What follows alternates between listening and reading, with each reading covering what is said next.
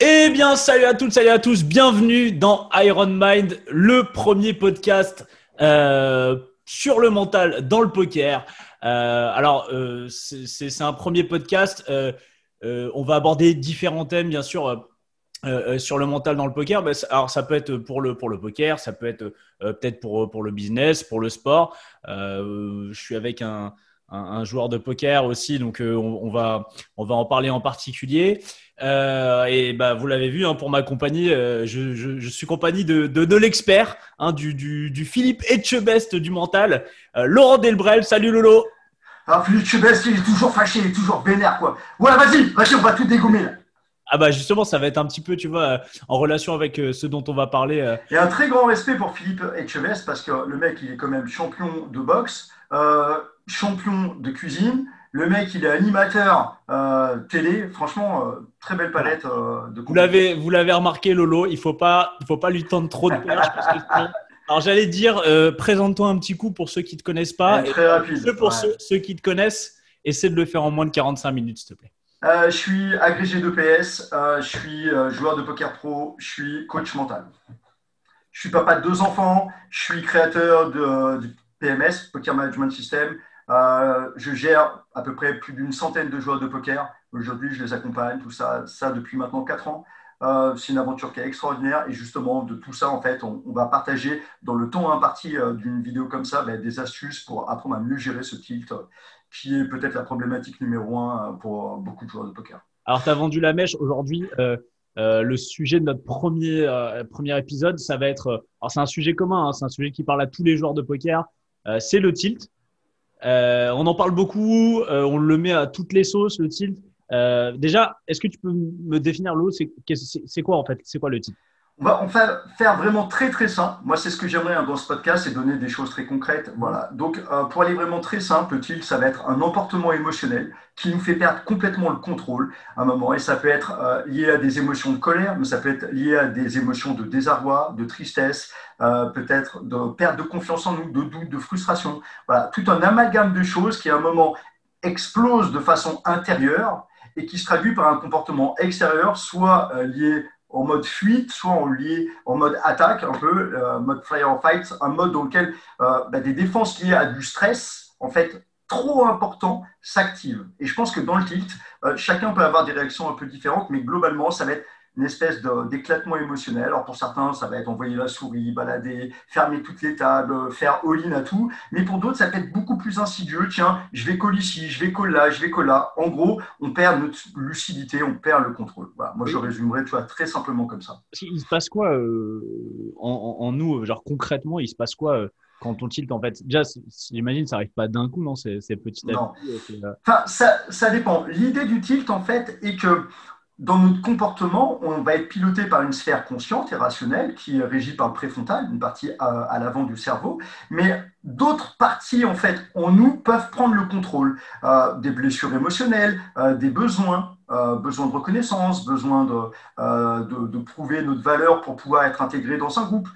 Et dans un tilt, en fait, ça peut être lié à de la perte de confiance, à du doute, à de l'injustice, tout ça qui va provoquer en nous une réaction émotionnelle et qui à un moment vient prendre le contrôle de notre comportement. Alors d'un point de vue vraiment plus poussé, neurochimique, on sait que quand on va se mettre à stresser lié peut-être à des doutes qui vont s'immiscer de plus en plus nombreux dans un bad run, une perte de confiance, peut-être un énervement face à un règle qui n'arrête pas de nous titiller, quoi.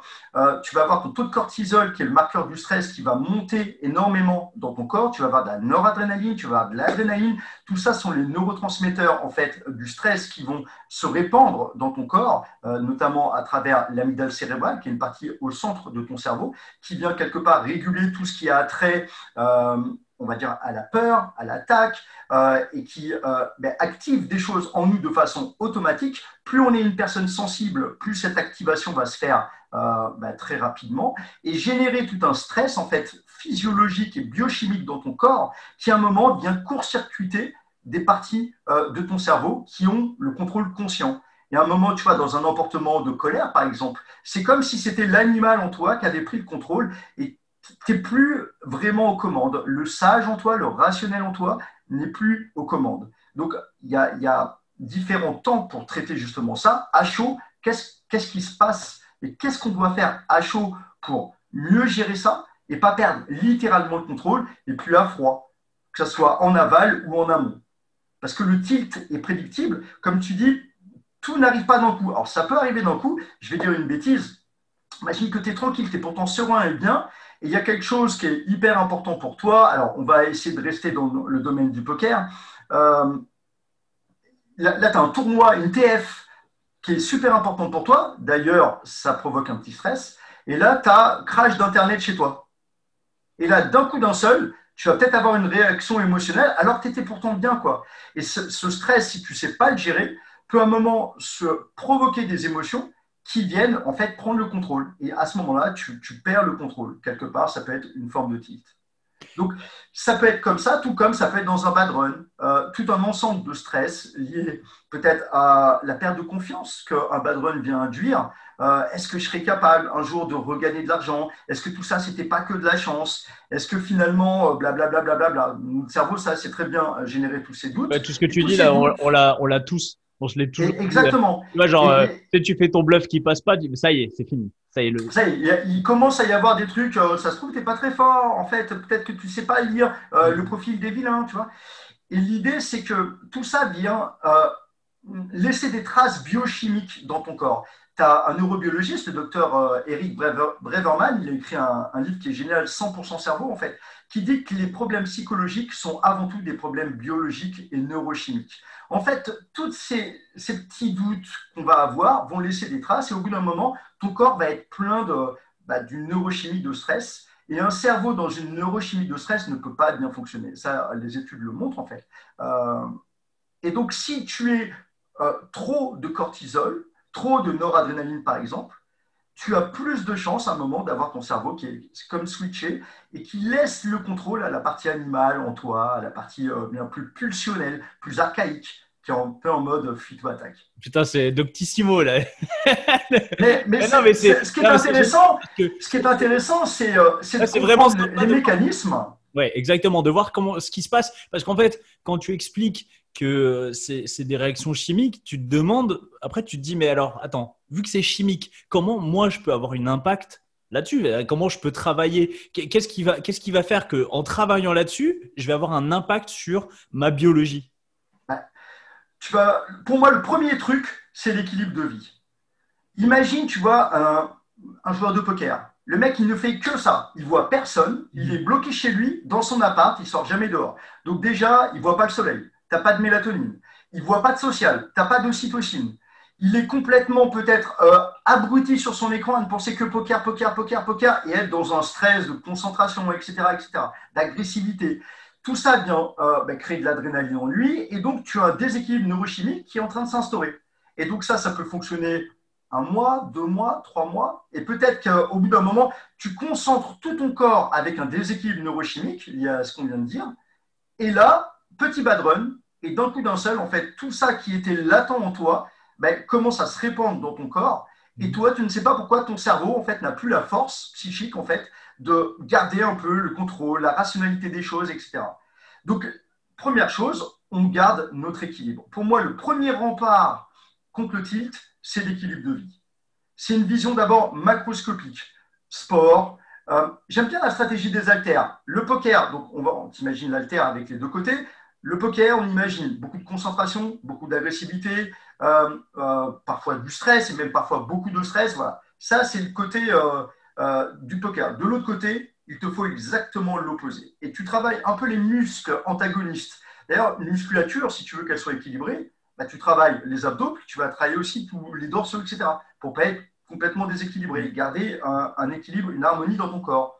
Mais nous, on doit essayer de faire des choses qui ont les émotions contraires en fait à ça. Donc, relaxation profonde, tu es à l'intérieur de chez toi au bureau, tu vas dans la nature, tu es tout seul derrière ton écran, tu vas voir du monde pour créer d'autres émotions. Tu es hyper concentré dans l'agressivité, tu vas aller chercher du relâchement, et puis de la joie, de l'humour, des choses comme ça, des choses qui n'ont pas leur place au poker en fait.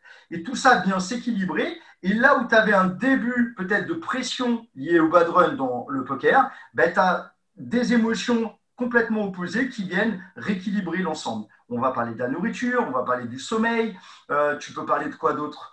tout ce qui t'apporte en fait du bien-être. Parce que quand le poker est douloureux, il te faut à côté des choses Balancer avec des choses qui te rendent heureuse. exactement te ressourcer. Et si tu n'as pas ça, et ça c'est le problème en fait de beaucoup de joueurs de poker, ils ont une vision beaucoup trop microscopique. En gros, vas-y, je travaille mon poker, il faut que je travaille mes spots, j'allais travailler des solvers, blablabla. Bla, bla, bla. Ils sont que là-dedans. Et en fait, ils n'ouvrent pas, tu vois, l'arbre, quoi, l'optique qui te permettrait de voir la big picture, quoi. En gros, le poker, c'est ce temps-là, mais il me faut aussi, tout comme un sport, Ronaldo, tu vois, qui est peut-être le sportif professionnel par excellence, il fait attention à son sommeil, à sa diététique, à sa récupération, à son alimentation, aux techniques qu'il emploie, au renforcement musculaire. Il a une vision vraiment hyper large. Et nous, joueurs de poker, à sa coupe de cheveux, à ses abdos, à son image de marque, à sa communication. D'ailleurs, ma coupe de cheveux, moi, il faut que je la change, hein, c'est pas possible, quoi. Mes 4 cheveux, là, il faut que je les repeigne. Non, non, garde-les, tu sais. Ça va aller comme ça? On sait pas jusqu'à quand ils sont là, tu vois. Donc, non, mais j'aimerais bien avoir ta coupe de jeune, ça fait tellement bien parce que t'as du mal à vieillir et compenser avec une belle coupe de jeune un peu aérodynamique, voilà, il essaie de me faire tester le tilt. Il essaie de faire tester le tilt, c'est le jeu. Ah non, c'est bien, j'aime bien, regarde. Maintenant. Non, c'est ça.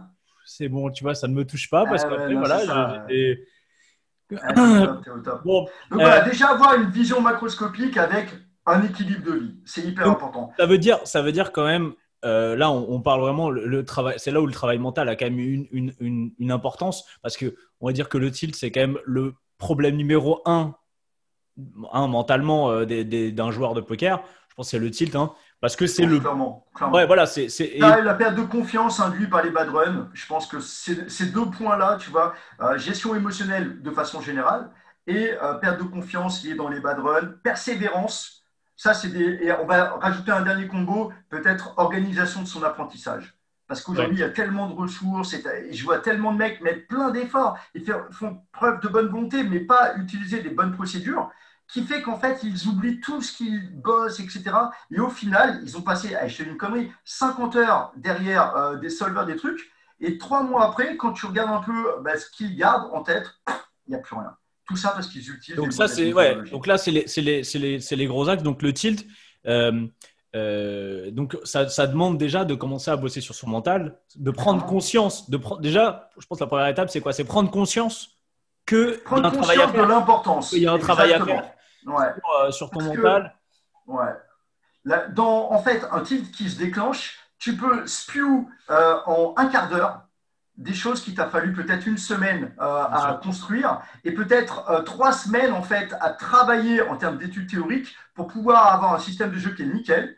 Et là, d'un coup d'un seul, parce qu'un mec, tu as 3 bêtes 4 fois et que quand tu as fait all-in, l'autre, il a fait all-in à 5, toi, tu avais paire de roi, l'autre, il avait un as et il l'a touché. Et là, ça y est, tu pars en cacahuète. Et là, tout ce que tu avais travaillé, tu l'oublies. Pourquoi? Parce qu'à ce moment-là, en fait, la partie émotionnelle, entre guillemets, négative, moi, j'aime pas parler d'émotions négatives ou positives, mais là, pour simplifier le propos, en tout cas, plein d'émotions désagréables ont pris le contrôle du comportement. Et tout ton travail à ce moment-là, il est à mettre à la poubelle. En même temps, c'est dégueulasse quand tu as 2 rois. C'est dégueulasse le mec à 5 qui touche un as. Ouais, mais en même temps, peut-être que finalement, c'est ces situations-là qui font que le poker est aussi rémunérateur. S'il n'y avait personne qui faisait ça, même si quelque part ça pourrait être GTO et tout, tu vois, dans une construction de range bien établie, tu peux avoir des As5 en 5 bet shop. Mais globalement, quand tu as des mecs qui font un peu nymphe et qui touchent. Voilà, et donc tu vois, la perception d'un bad beat, par exemple, alors ça, c'est pas à faire à chaud. Parce que à chaud, s'injecter de la logique et des mantras. On y arrive. Tu n'aimes pas ça. Pour moi, tu n'aimes pas ça. C'est pas que j'aime pas, c'est que je pense que c'est pas assez efficace.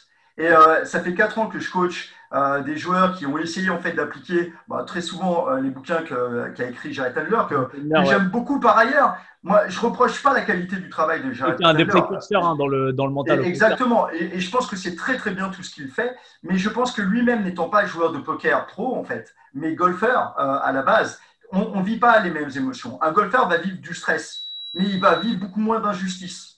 L'injustice chez nous, elle est complètement inhérente au poker. Quand tu prends un bad beat, peu importe en fait, ça provoque une espèce d'injustice. C'est automatique, globalement. C'est même pas un leak, hein. C'est complètement automatique, tu vois. Et ton corps réagit. Et là, la frustration qu'on vit, le golfeur, il la connaît très, très peu, ce truc-là. Il la connaîtrait quand une balle d'un de ses adversaires vient toucher un arbre, ça rebondit, et puis hop, ça va dans le truc. Mais c'est tellement rare que, voilà. Et nous, on doit gérer ça. Et donc, à ce moment-là, il verrait que travailler sur des mantras et de la logique à ce moment-là n'est pas opérant. Pourquoi ? Parce que ce qui prend le contrôle à ce moment-là, en fait, c'est une partie bien plus émotionnelle.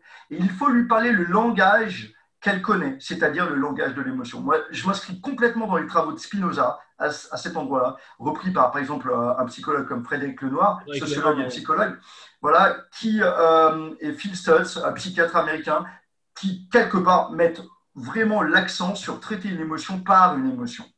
Là-dedans, tu sais, toi, tu fais PMS, on a le kit anti-tilt, qui est justement cette idée d'aller déclencher d'autres émotions pour calmer d'un coup d'un seul la colère qui était montée en nous. Et ça, la logique, etc., peut le faire, mais on voit comment c'est super dur. Quand tu te manges des trucs et puis il y a un excès qui est en train d'arriver, tu as beau te répéter des choses, à un moment, tu n'arrives plus à le contenir. Et là, si tu as des déclencheurs émotionnels inverses, tu peux switcher très rapidement. Et tu peux. Alors, est-ce que alors, moi, c'est ce dont je me souviens un petit peu du travail de Jared Tendler que j'avais lu il y a quelques années, c'était, tu sais, en gros, il disait qu'il y avait un moment où en fait, il y avait le déclenchement du tilt, c'était trop tard de toute façon. En fait, en gros, c'est le moment où limite le moment où tu sens que ça va arriver, on est déjà très loin. Ici, voilà, et c'est ici, il faut un outil. Et en fait, tout ce travail sur aller en fait travailler sur les perceptions erronées, mettre de la conscience sur des pensées dysfonctionnelles, tout ça, je suis complètement d'accord. Hein, c'est le travail de thérapie cognitivo-comportementale. Et on vient rectifier des croyances, des pensées, des perceptions qui peuvent être à la base de certaines émotions. Mais ça se fait à froid. À chaud, comme tu viens de le dire, et tu vois, je n'avais pas ce rappel du livre de Tendler, où il disait que justement, passer un certain seuil, c'est trop tard. Mais ici, qu'est-ce qu'on fait ? Oui, parce qu'en fait, toi, est-ce que le injecter de la logique, il peut se faire, mais avant ? C'est-à-dire pas… Bien sûr, à froid. Là, mais pas forcément à froid. C'est-à-dire qu'en gros, là, je suis en train de jouer. Là, j'ai pris un bad, mais je suis pas encore en tilt, mais je sens là que ce moment, est-ce que je peux pas injecter de la logique justement en mettant du rationnel, en me disant c'est comme ça que ça marche et Bien sûr. Tu vois, je me souviens pas de tous les voir. Est-ce que ça fonctionne vraiment ? Moi, je te dirais ça marche, mais tu as des choses qui marchent bien plus. Cycle Noon, injection d'émotions agréables, l'amour, tu vois, dans le cycle Noon par exemple. Alors là, on vient parler d'amour. Amour actif. Vite fait, voilà. Le cycle Noon parce que… Sans aller trop dans les détails, etc. Et puis, je ne peux pas spoil non plus tout le travail que certains ont acheté, tu vois. Mais globalement, c'est un outil qui, à chaud, vient aborder une émotion là qui ne peut plus être vraiment contrôlée par de la logique et du rationnel. Pourquoi ? Parce que la partie du préfrontal commence à être switchée. Et donc là, tu as une émotion, en fait, qu'il convient de contenir. Et je pense qu'à ce moment-là, l'outil le plus opportun est d'aller injecter une émotion contraire, compassion, empathie, amour, passer par le corps. La gestion du tilt à chaud se passe par le corps. La respiration, l'observation, la satellisation. Et tout ça, en fait, permet de ne pas partir dans l'émotion et dans le mental qui vient suivre l'émotion.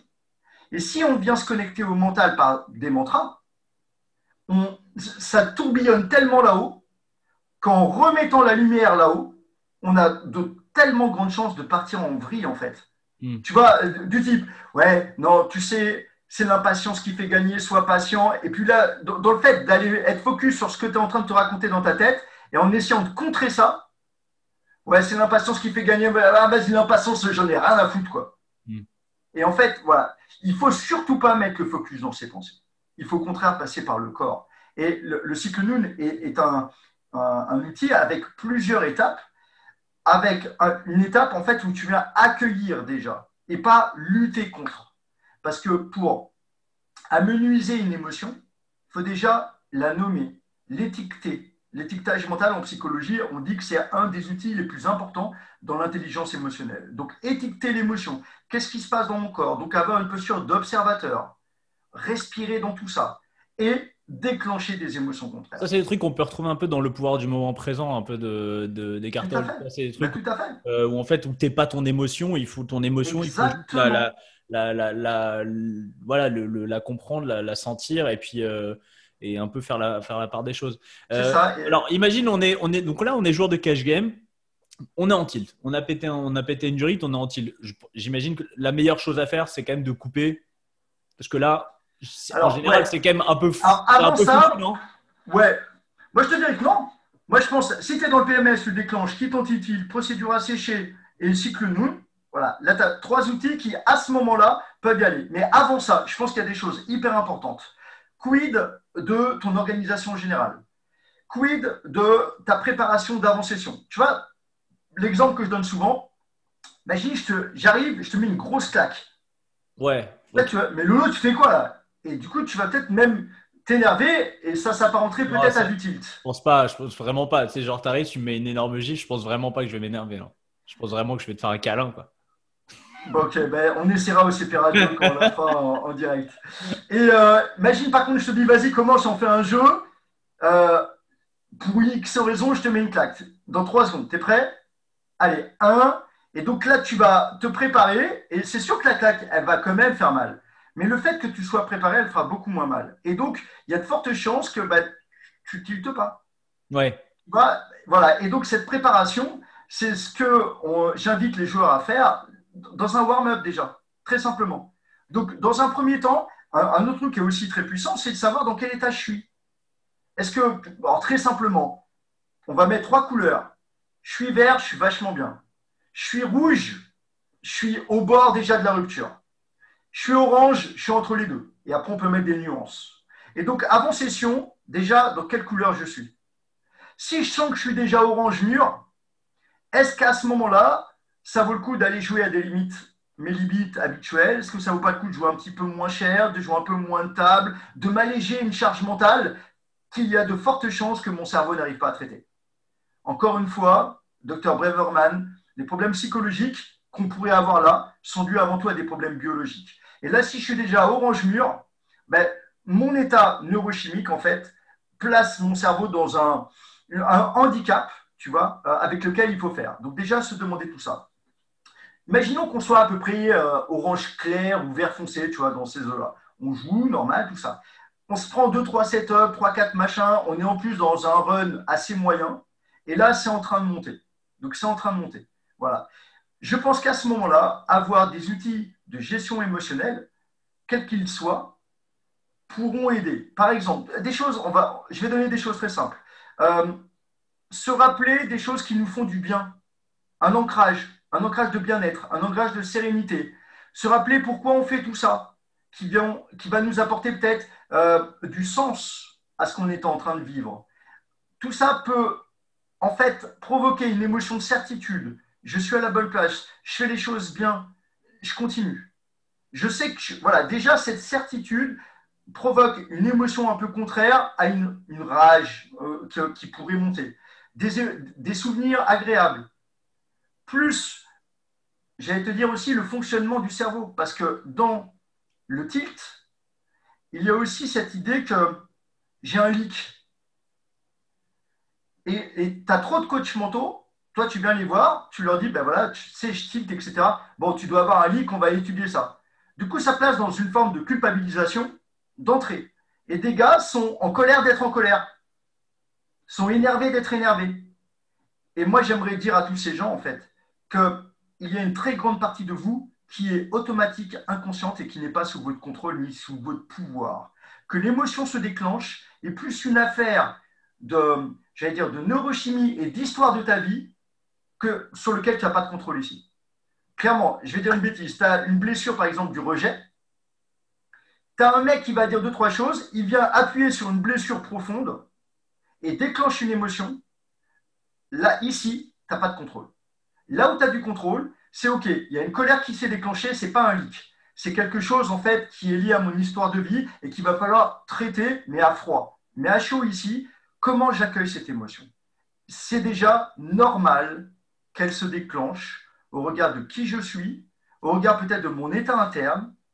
Tu as plein de joueurs, hein. Ils ont un boulot, ils ont une famille, ils regardent toutes les vidéos Twitch et en même temps, ils jouent. Et ils dorment 6 heures par nuit. Il y en a plein qui vont se reconnaître dans cette histoire. Et en plus, ils badrunent. Moi, j'ai envie de te dire que dans cet état-là, forcément, il y a beaucoup de stress dans ton corps. Et que ce stress, hein, au bout d'un moment, avec la pression du bad run, il faut qu'il sorte. Hein. Et donc, il va sortir en énervement, en frustration, en colère, etc. Et ça, c'est normal. C'est pas un leak. C'est qu'en fait, au niveau macro, il y a des choses à revoir. Mais déjà, que tu vives une injustice quand, toi, tu l'as dit, imagine un mec, en fait, qui te chauve à 5, tu colles avec paire de roi, le mec, il touche son as. Le pire, je crois que c'est. Le pire, c'est même pas ça. C'est quand le mec, 4 bet light à 5, tu chauves paire de roi, le mec, il tank et il colle à 5. Et il touche son as. Alors là, tu fais. Non, mais waouh. Et je pense que c'est très. Voilà. Mais la réaction qui va monter à ce moment-là, déjà, elle est normale. Tous les êtres humains, quand ils vivent une situation de perte, ont un mécanisme inconscient qui s'active chez toi, chez moi et chez tout le monde, chez 99% de la population. Et donc, déjà, accueillir ce truc en se déculpabilisant, c'est être normal. bienveillant avec nous-mêmes, c'est ça, être. Exactement. Bienveillant, de la compassion, chose qu'on ferait avec un ami.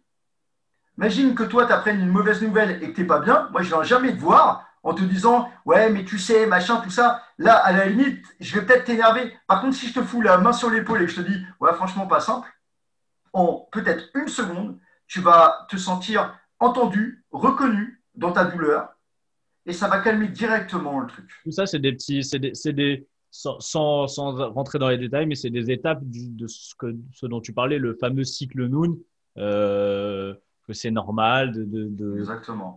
voilà, de s'observer, tout ça. Donc, qui est un outil super puissant que tu proposes dans PMS.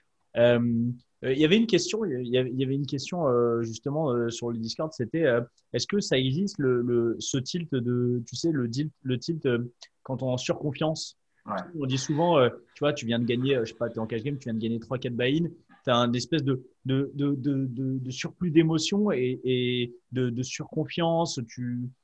Bien sûr. Ça s'apparente un peu au tilt? Exactement. La confiance va être une espèce de sentiment qui va provoquer une émotion.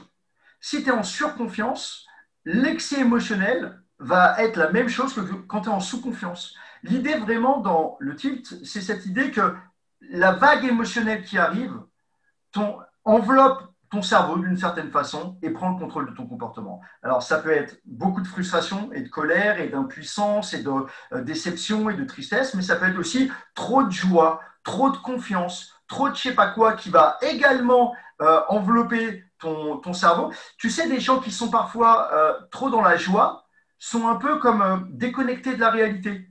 Comme s'ils étaient, je ne vais pas trouver le terme, c'est pas très grave. Pardon ? Un peu illuminé, tu veux dire un peu... Ouais, illuminé et trop insensible à la douleur. Et tu vois, un peu, voilà, comme si tu avais pris une anesthésie. Voilà. Il y a une partie d'eux qui est un peu comme anesthésie à la douleur, en fait. Je suis tellement bien, vas-y. Et dans ce truc-là, en fait, tu n'es pas optimal. Il y a vraiment cette idée quand tu étudies en fait le flow, par exemple, l'état de zone, etc., que ça correspond à un certain niveau émotionnel. Tu es en dessous ou au-dessus de ce niveau émotionnel, tu n'es plus dans le faux. Tu es trop bas, lié à de la surconfiance, etc. Tu vas relâcher ton attention et là, tu vas peut-être faire des moves complètement fous. Tu vois, vas-y, merde, je colle tout. Bah, typiquement, le mec, vas-y, je colle à 5. Putain, c'est mais là, ça marche parce qu'il va gagner contre le paire de roi. Et des fois, non. Des fois, non, parce que dans cet état émotionnel trop bienveillant, trop joyeux, trop ce que tu veux, on perd la lucidité et on a ce biais qui peut arriver. Ah ouais, mais là, je vais tout gagner. Ah ben ouais, mais à 5 contre paire de roi, ben, je sais pas combien ça fait, tu vas me le dire. 50-50. 50-50. 50-50.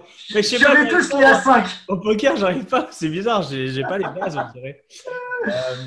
Donc, par rapport à ça, je pense qu'il convient de mettre le focus sur pourquoi là j'ai des chouettes résultats. Tu vois, je me sens bien, là ça marche bien, j'ai été focus, et de mettre le focus sur le processus qu'on a utilisé là, maintenant, Par exemple, je suis concentré, je suis sérieux, voilà, et tout ça marche bien, marche bien, marche bien, et ça marche tellement bien qu'à un moment, on veut lâcher la recette. Mm. Mais si tu appliques une autre recette, tu n'auras pas les mêmes résultats. Donc moi, j'invite tout le temps les gens, quand ils sont peut-être, ils vont basculer dans la surconfiance, à se rattacher à leur recette qui marche et à faire preuve d'humilité.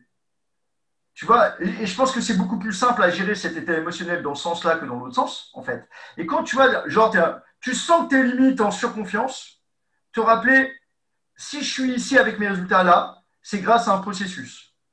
Si je perds mon humilité, je risque de m'éloigner du processus et commencer à faire nimp. Si je me mets à faire nimp, je n'aurai pas les mêmes résultats.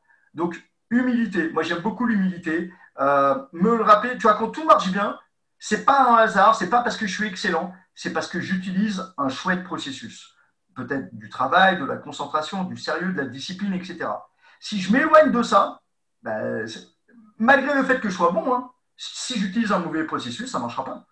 Et donc de faire preuve d'humilité quand, quelque part, j'ai des ailes dans le dos qui se développent un peu trop. Ouais, Lolo, tout marche bien, c'est super cool, mais n'oublie pas que si tout marche bien, c'est grâce à ton sérieux, à ta discipline, etc. Donc fais preuve d'humilité et reste accroché à la recette sans croire que c'est toi qui es surpuissant. Ça, je pense que ça peut être une bonne idée à ce moment-là pour calmer, quoi. Ah, il y a eu le petit bip.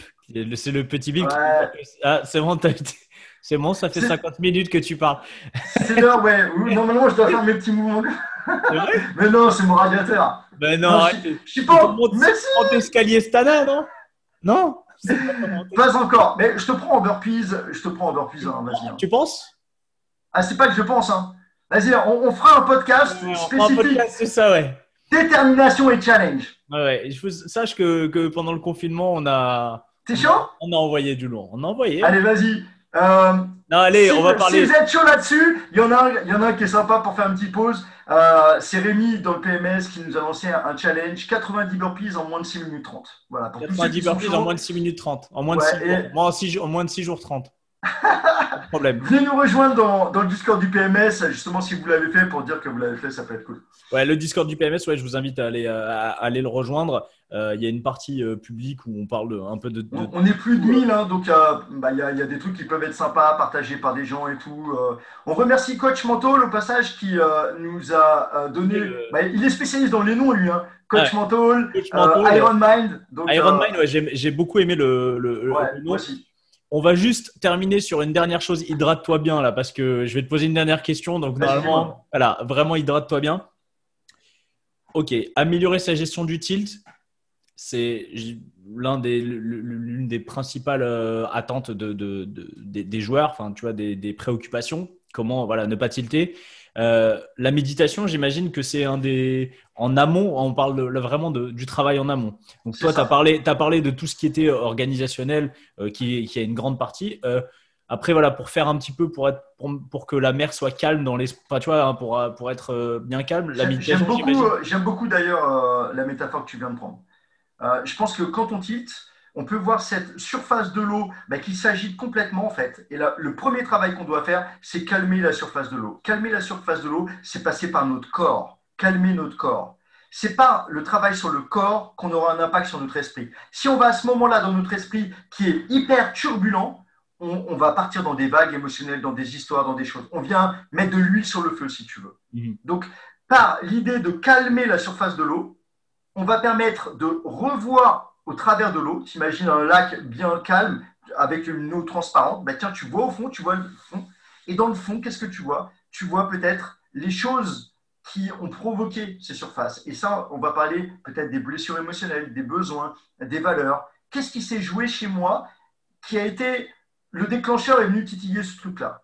Et donc sur ce truc-là, par contre, j'aurai à travailler à froid, en amont et en aval, sur, tiens, pourquoi j'ai réagi ici? Qu'est-ce que ça provoque en moi, etc. Et là, de faire tout le travail conscient là-dessus.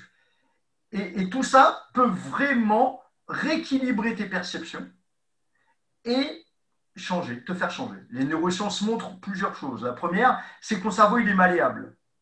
Donc, en fait, il peut se déconstruire et se reconstruire à travers tous les réseaux neuronaux. La deuxième chose, tu parlais de méditation, on fait des IRM fonctionnels à des pratiquants de méditation, on voit que tu as des zones cérébrales dont les réseaux neuronaux sont devenus beaucoup plus denses. Et un réseau qui est très dense, c'est un peu à l'image d'un muscle en fait. Il Il est plus fort. pourra Il est plus fort, ouais. exactement garder une partie du contrôle, tu vois, du comportement sans être balayé par d'autres choses.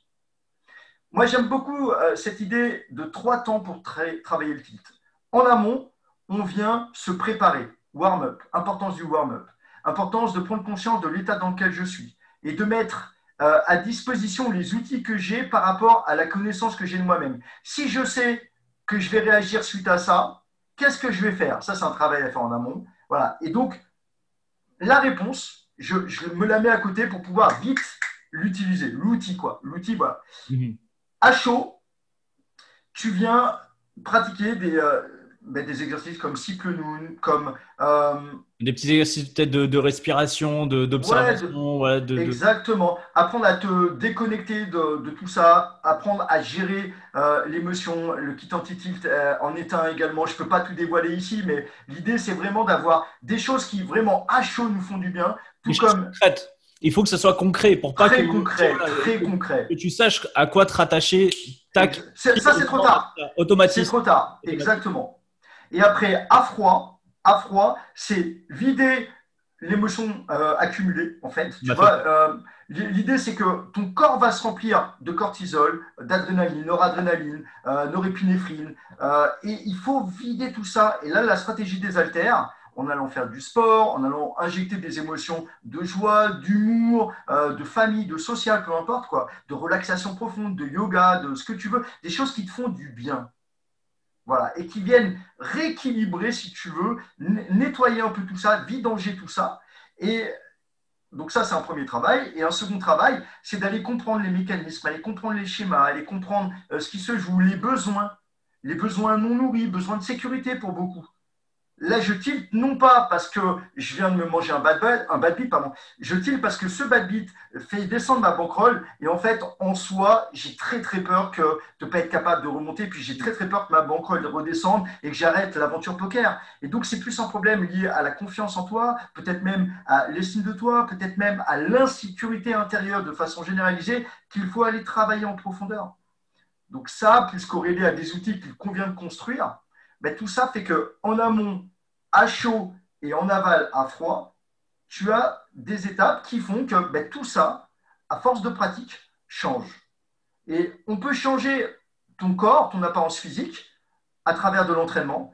Les neurosciences montrent aujourd'hui que le cerveau est malléable et que plein de choses en nous, en fait, peuvent changer. Et par la pratique. Par contre, tu arrêtes tout, c'est comme la condition physique, tu perds tous tes réflexes. Toi, à titre personnel, t'es joueur de poker aussi, tu joues enfin, t'es joueur même à Stakes, en cash game. Aujourd'hui, être coach de poker, avoir fait tout ce travail, est-ce que t'as vraiment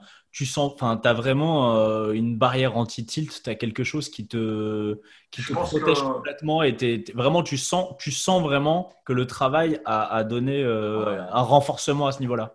clairement, clairement, c'est pas encore parfait, mais ça dépend déjà de ton tempérament de base. Ça dépend. Moi, j'ai un papa hyper colérique, donc j'ai vécu dans un environnement où globalement mon modèle c'était ça et qui provoquait chez moi justement l'environnement. On pourrait en parler. Si tu es entouré de joueurs qui tiltent, il y a plus de fortes chances que tu te mettes à tilter. Par contre, si tu as un mec en fait qui, tu sais pas pourquoi, il vient de perdre je sais pas, une partie de sa rôle, 3, 4 sessions, et le mec il rigole, il sourit. Et là, ça peut créer des buzz, quoi. Et ces buzz dans ta tête vont modifier ta perception des choses. Donc, enfin, peu importe. L'idée, c'est que j'ai énormément progressé sur plein de choses. Le dernier exemple en date, ça date d'il y a 2 jours, donc c'est vraiment très très frais et ça m'a surpris. Dans ma famille, donc moi j'ai 2 enfants et une femme, et là c'était un peu la pompa à table, quoi. Ma femme gueulait sur mon fils, ma fille a pris leur. Bref. Et j'étais là, donc je participais. Et habituellement, hein, je rentre dans le truc et en fait, j'envenime la chose. Mm. Et je crois que c'est l'une des premières fois de ma vie, en fait, où j'ai réussi vraiment à être détaché de ça et à chantonner. Et Putain. les autres, ils m'ont regardé. Le plus gros tilt. T'imagines, t'es en train Ah, de mais c'est ça. gueuler, il y a Mais tu quelqu'un qui est là. sais, tu sais ce que j'ai Oh, chanté? Champs-Élysées, Non, j'ai chanté J'aime la galette. Et ils m'ont regardé et ça, d'un coup il a d'un pété un seul, câble. Il a non pété. mais d'un coup d'un seul, il y a tout qui est redescendu. C'est ça qui a été énorme. Ça crée un buzz dans leur tête. Ils font, mais qu'est-ce qui se passe? Mais il faut que Et, tu et montres ça, là, il faut et que tu là, montres j'avais ce tellement de truc-là. recul. Hein? il faut que tu le crées, ce j'aime la galette là. Tu sais, une nouvelle vidéo. La vidéo j'aime la galette, quand il y a des mecs qui pètent un câble et t'imagines là, tu sais, ça prend et puis dans les tournois de poker, tu vois des mecs se lever de temps en temps. J'aime la galette. On va dire, ouais. Mais et ça va provoquer le tilt chez les autres qui sont pas prêts, justement. Donc en Oui, plus, c'est ça. c'est la technique, ouais. C'est un double effet. Exactement. Mais ces fameux changements, ils sont, ça fait, tu vois, 4 ans que je coach des joueurs de poker et que tous les jours, en fait, j'enseigne ces trucs-là, donc je les renforce en moi. Et ne serait-ce qu'en 4 ans, et j'ai 46 balais, donc il y avait des choses ancrées en moi. J'ai eu comme ça des observations, tu vois, tiens, c'est rigolo, avant ici, je réagissais, je réagis plus. Donc il y a vraiment des preuves. Et là, tu vois, j'en ai eu il y a 2 jours, donc, et que ça fait que 4 ans. Alors t'imagines, dans 4 ans. Dans 4 ans, tu me parleras, tu me diras, ouais, Lolo, t'es vieux, tu perds tes cheveux, t'es Je te parlerai grand. plus fort quand même. Tu me parleras plus Je te parlerai fort. plus fort. Je te dirai, ouais, c'est vrai, t'as raison. T'as Et tu raison, seras sur ton monte escalier Stana. mais c'est bien. Non, évidemment, on peut changer. Et dans le PMS, il y a tellement de belles histoires. Il y a des très, très belles histoires. J'en pense à une comme ça, lors de l'interview qu'on a fait, le premier au CP Radio, il y a maintenant plus d'1 an et demi. Il y a un gars qui a écouté le CP Radio. Il était vraiment pas bien du tout. Aujourd'hui, c'est un des exemples du PMS en termes de participation, bien-être et tout. Tout n'est pas parfait, hein, mais en l'espace de 6 mois, sa vie a vraiment pris un sacré virage, quoi. Et il m'a dit, et parfois, il ne faut pas grand-chose. Tu vois, parfois, il faut juste comprendre un truc et changer ton optique par rapport à ce truc-là. Et je pense que le coaching est très, très bien parce que c'est un miroir, en fait. Toi, chacun ne voit pas nos angles morts. Et un coach, en fait, va dire, ouais, mais lui, il va le voir, et puis il va dire, mais et ça? Et là, d'un coup, dans ça, tu fais, mais tiens, c'est bizarre. Pourquoi j'y avais pas pensé plus tôt? C'était dans ton angle mort. Et ça va te faire changer tes perceptions, ta représentation de toi, ta représentation du monde, corrélée à des pratiques régulières, quotidiennes, en tant qu'habitude, par exemple la méditation, par exemple le sport, etc., qui changent ta neurochimie, en fait. Ben, tu es vraiment dans un corps dans lequel ton cerveau se sent beaucoup mieux et tu viens presser un peu ça, il y a moins de chances qu'il sorte du tilt en fait.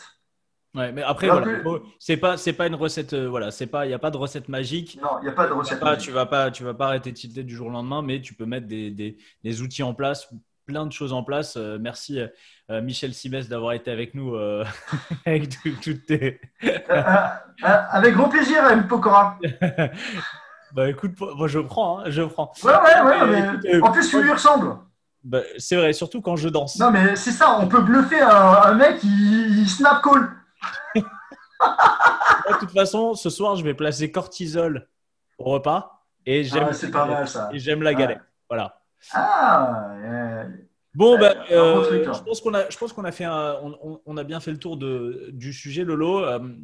Je sais pas si tu avais quelque chose à rajouter. Non, je pense que non, parce que de toute façon, après, sinon après, il fait nuit. Et Non, c'est un premier truc en fait. Dans un format aussi court, je peux pas vraiment aller en profondeur. le J'aurais but, voilà, vraiment. le but, c'est qu'on discute d'un sujet et on est quand même allé un peu en profondeur dans le sujet, mais on peut pas non plus. On pourrait passer 2 jours sur le sujet. Mais on a bien défini ce que c'était, comment un petit peu mettre des outils en place voilà, pour contrevenir cet état. Et puis on a plein d'autres sujets à aborder. Et si des mecs aimeraient davantage d'informations, qu'ils écrivent soit dans le Discord, soit sur YouTube ou je ne sais quoi. Voilà, tiens, tu as parlé de ça, qu'est-ce que ça veut dire, comment tu fais ici, est-ce que tu peux détailler un peu plus ce truc-là et si je peux, je le ferai. Je ne pourrai pas tout dévoiler, je n'ai pas donné les étapes exactes du cycle Noon, déjà aussi par respect pour les gens qui achètent la formation et qui n'ont pas forcément envie d'avoir après tous les trucs gratuits, quoi, dans un premier temps. Mais j'ai aussi envie d'aider des gens, donc il n'y a aucun problème pour donner davantage. Eh ben écoute, Lolo, c'est top. C'est la fin de ce premier épisode. Je propose qu'on se retrouve hein, pour un deuxième, peut-être. Avec grand plaisir, M. Pokora. Il n'y a pas de problème, Michel. Et puis, écoutez, à la prochaine fois, parce qu'en fait, on ne va pas donner de date. On ne sait pas quand est-ce que c'est. Mais, Et à la limite, sur quoi les gars les gars et les filles aimeraient qu'on fasse un podcast? N'hésitez pas à nous donner un petit peu des pistes, des choses que vous aimeriez qu'on aborde. Voilà, allez, à la prochaine. Ciao, ciao. Ciao tout le monde, salut les gars.